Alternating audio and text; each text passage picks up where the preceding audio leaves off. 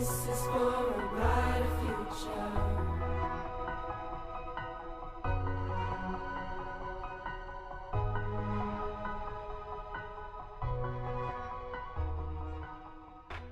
We are continuing our series focusing on the Grammy Educator of the Year Award finalist. Here in the U.S., it's just such an exciting series to be able to learn more about the arts, music education, and the passion behind it, and the community of people that drive that to such heights around the U.S. We're going to intro Brayer Teague. I love the name Brayer. We're going to learn more about your name, Brayer. I think it's a great name. Brayer Teague is one of the finalists. He is at Downers Grove North High School. And Brayer, we've gotten a chance to know each other a little bit through this process. And I was saying to you off air just how passionate you are, that I experience you as an educator. Tell me a little bit about where that comes from. I mean, I really get the sense that you live and breathe not just what you do for your students, but then ways in which you can connect with them and stay connected with them over time, even when they've passed your presence in the classroom. Well, first of all, thanks for having me on your podcast today. And it's really an honor to be even mentioned in the same breath with these other 9 finalists. I keep pinching myself about that. I view it as an unbelievable honor to be a teacher, to work every day in the classroom and have a chance to hopefully make a small impact on the lives of students. And I think every teacher, every good teacher feels that way about what they do, regardless of discipline. We look at it as a privilege to be in the classroom and to have some small part in shaping the lives of young adults, helping form their attitudes, hopefully helping light a fire under them and getting them excited about whatever path they want to take past their elementary or secondary education. But where that comes from, probably for me, it comes from originally my parents. They were both educators. My father, a college professor. My mom was an elementary school teacher. Music became an important passion for me as a junior high and high school student. And it just seemed like a natural to me to blend my love of the arts and what I had grown up with in and around watching great teachers. It seemed like a natural marriage for me. Tell me about that initial love or relationship with music when you were a young kid. I mean, did you have, was it a band director or a choir teacher? Did someone identify in you a talent that basically supported you along that journey? I know a lot of kids, it's once they get that acknowledgement from an adult that they sort of, the light turns on and it's, maybe I could be good at this. Maybe this is something that I should look at doing more. Yeah, I agree with you. I think that not only comes from great parenting, but it also comes from those extended parents that you have as teachers in the classroom. For me, I remember growing up in Columbia, Missouri, my house not too far from the University of Missouri campus. And I remember on Saturday mornings waking up and hearing the marching Mizzou drum line warming up in the distance. I could just hear that pounding of percussion, and that would get me excited. I was also a sports fan as a young boy. I loved going to the Missouri football games.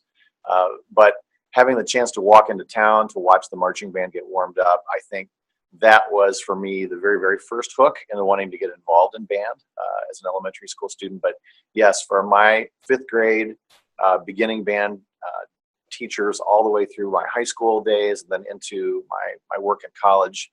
And I think of my college conducting and music mentors as some of the most formative people in my life. All of those people, all those steps along the way, I think built that excitement for the arts and helped light my passion for wanting to pass that on to other students. Let's talk a little bit about one of those passions being composition. I know that is of interest to you. Yeah. Tell me a little bit about your position with regards to composition, and then also the role of being creative and then recreating, works that have been passed down through the legacies of music history, and just the impact of that in working with kids and your take on that. Well, thank you for that question, because composition is something that I'm passionate about. Not that I consider myself to be an accomplished composer at all, but back when I was in high school, actually, I started to dabble in music composition a little bit, and I had 2 great high school band directors, Tim Baldwin and John Patterson, who fanned those flames of creativity for me. And when I would start to dabble in composition, they were very quick to encourage me along those lines, and also even program some of my music on concerts, which now that I'm a high school music teacher, and I think about the logistics involved in that, with all the other things that we do as music teachers on a day-to-day basis. The fact that they were willing to stop and acknowledge the compositional creativity is pretty impressive to me now that I think back on it, and I really appreciate that. But I think because of those experiences and the chance to create my own music rather than, you mentioned, recreating others' art, that's been something that I've been very passionate about. And we spend a lot of time in music education talking about how we help students become creative, and I really do believe that's one of the things that makes music education, or arts education in general, stand alone as its own important core subject area. But largely what we do in music performance classes is recreate someone else's artwork. We're taking a master work by a composer who has become, through whatever means, well known, whether that's a historically significant or maybe even a modern day composer, but someone that we've all now agreed has written something important. And then we teach students how to recreate that, how to interpret it. I like to draw the parallel to a visual art classroom, where we spend a lot more time allowing students to create their own artwork. Yes, a great art teacher is going to give students an opportunity to model or recreate a master's artwork, maybe even copy it. But probably closer to 90 or 95% of what we do in a visual art classroom is create our own work. And students don't have the chance to do that in the music classroom as much. So composition has become something that I really like to encourage. Truthfully, I should be doing more of it. But I had a chance to get involved with our Illinois Music Educators Association a number of years ago in a board position, and help really develop an all-state music composition contest. And that's become a passion of mine over the years. Why do you think that is, Brayer, that it is such an irony the way you lay that out? I mean, I don't know how many people think about that who aren't in a day-to-day basis working in music education, that in the visual arts, like you were saying, we give the freedom to kids to be expressive. Yet in the music side of it, we are recreating these classical works, or just within the genre of music as an art. Why is that? Why is music education sort of holding on to that? I know, of course, the tradition is rich, but it also is in the visual arts too. Yeah, well, here's one reason I think that happens is that, and I've heard some of my fellow finalists talk about the way in which we have to publicly, as music teachers, kind of present what we have learned in the classroom in a public setting. But it's easier for us to walk up to a piece of visual artwork that a young artist has done and kind of smile at it and go, oh, isn't that a great start? It's easier to do that than to sit in a concert hall and listen to the very first attempts at music composition and still feel as great about it, right? So those early sounds or those early ideas that a composer might put together are maybe not what music teachers immediately want to present publicly as what they're doing. It's a shame. I absolutely hear that, and we hear the strands or the themes in education around the pressures that educators are under, and that really speaks to that from my experience. That pressure to perform, ironically so, right? Sure, and I don't blame myself or colleagues for going down that track. We're also trying to teach excellence, and when we have the chance to take a choir, an orchestra, or a band class, and we can work through a well-developed piece of music, and it gives us the opportunity to learn to execute our instrument in the most excellent way possible, whether it's our voice or it's a violin or a tuba. Obviously, that's an important part of the learning as an artist, and it's going to help us continue to create beautiful art. But in the case of this music composition contest that I talked about, I'm always, whenever we attend our all-state music education conference each year, and now I'm not directly involved in organizing that, but I did it for a period of 6 or 7 years. I still attend that showcase concert every year, and I'm always just absolutely inspired by what some of our young composers are doing that we really never have a chance to hear. And I'm just glad that our national association, our state associations are really doing more and more now to start to develop music composition. We want to remind everybody that this series is sponsored by Soundtrap, a Google for Education partner.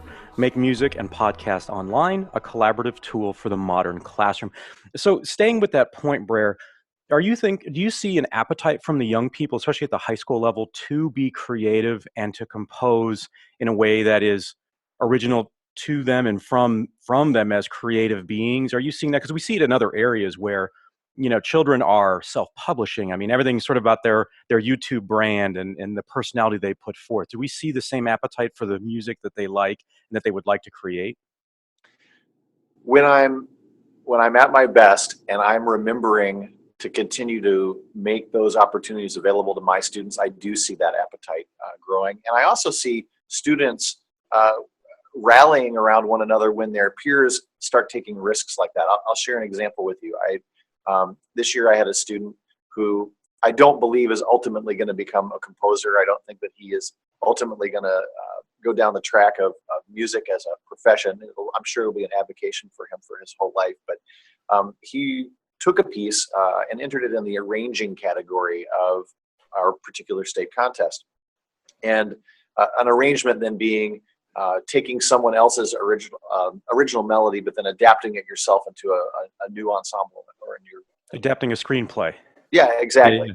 So this particular student took this piece, wrote it for concert band, submitted it, and was fortunate enough to win the first place award. And the state association reached out to us and invited our band to travel to the state convention and play this piece at the showcase concert. It was actually the first time since I had been removed from organizing the concert to be invited to go back with a student. But Jeremy, who wrote this piece, used, we actually were, this is the first year that we're a one-to-one school in terms of technology with Chromebooks. And so using our Chromebooks, Jeremy was making edits to this piece every night. We would open up our Chromebooks on the music stand in band class. We would play it. Students would then give Jeremy feedback about the things that were working or not working. You wrote this too high for my instrument. This range isn't really going to be appropriate here. Have you thought about doing this? They start collaborating with each other. Jeremy goes home at night. He makes those changes to the score. He pushes out the changes to the Chromebook. The kids come back in and open it up the next day. And we're reading the next version of it in preparation for this concert. But seeing that become a collaborative creative effort with my students too is really, really exciting. And I think it gets kids thinking about creativity in a different way. Yeah, they get to take ownership of their own experience in the process. Yeah. Let's talk a little bit about expanding borders beyond the classroom. I know that you've done some work. Tell us about the work in the exchange program in Germany. Yeah. I love this idea that music teachers have the opportunity to expand the walls of their classroom past the traditional brick and mortar of a school building, and group travel, music performance tours are really important to me. I think I've been involved in almost 20 now. We've traveled with our bands and choirs and orchestras all over domestically and internationally. But I think beyond some of the kind of highlight performances at certain venues around the world, the program I'm most proud of is this exchange that we've continued to develop with a music school in Biesingen, Germany. That's a mouthful. And I actually happened into this exchange in its very first years of existence because it came about when a music teacher in Germany reached out through a Kiwanis club to a local organization here. And as I was starting to teach here in Downers Grove, that was just getting started. But I've really, along with some wonderful colleagues here in District 99, tried to help foster and nurture that exchange. We take an orchestra or a band every 2 years to Germany and do 2 weeks of homestays there. And then we reciprocate by inviting the German students back to us and on a similar schedule. And the relationships that develop through that, to me, that's as important, if not more important, than anything that they're learning artistically. They're becoming culturally literate. They're understanding that we are much more alike than we're different. And music is it's a great tool to bring us together. And, in this world we're living in today, this is something that gives me hope to see now 2 generations of music students in our community continuing to make these connections with other musicians on the other side of the world. Building those relationships. I love that story. Let's close with this. I saw a recent picture of basically your classroom, your office, Brayer, and there's something that's very interesting on the walls I'd love for you to share with people, because I like the connection and the way that you're basically developing almost an alumni network of pride within the folks that you're working with, these students.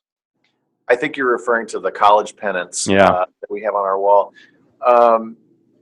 I think it was Igor Stravinsky who said, "Good composers don't imitate, they steal." And I stole this idea from a music teacher that I just revere. His name is Bill Jastro. He's a former president of the Illinois Music Education Association and teaches just down the road from me. But Bill, early in his career, shared with me the idea of putting college pennants on the wall. And in fact, now that has blossomed, that idea has blossomed in our classroom. We do that instead of trophies. I think more important than acknowledging our current successes in our music program, this idea that we want to perpetuate lifelong learning and connection to the arts is important to me. So we put a college pennant on the wall for every student who leaves our program and goes on to a college or university and continues to make music in some way. 95% of those kids are probably not music majors. They're science majors. They're going to go to med school. They want to be an attorney. They're going to go into X, Y, or Z business school. But they continue to make music. Maybe they're playing in their marching band. Maybe they're singing in their a cappella choir. Maybe they're in the jazz program. And some of those pennants that are on the wall now have 20 or 30 names on them. And then we have, schools all across the country that maybe only one of our alums has gone to that particular program, but they've still sent the pennant back and we've added it to the wall. And in fact, I think that's where students are really prideful now, is when they end up going to a school that we don't have the pennant yet and they want to send it back and then see it added to the wall. It's just kind of a fun tradition. It's been a great pleasure, Brayer. We want to thank Brayer Teague from Downers Grove North High School, one of the 2016 Grammy Educator of the Year Award finalists. We want to thank our sponsors at Soundtrap, a Google for Education partner, make music and podcasts online, a collaborative tool for the modern classroom. Once again, I'm Dr. Rod Berger.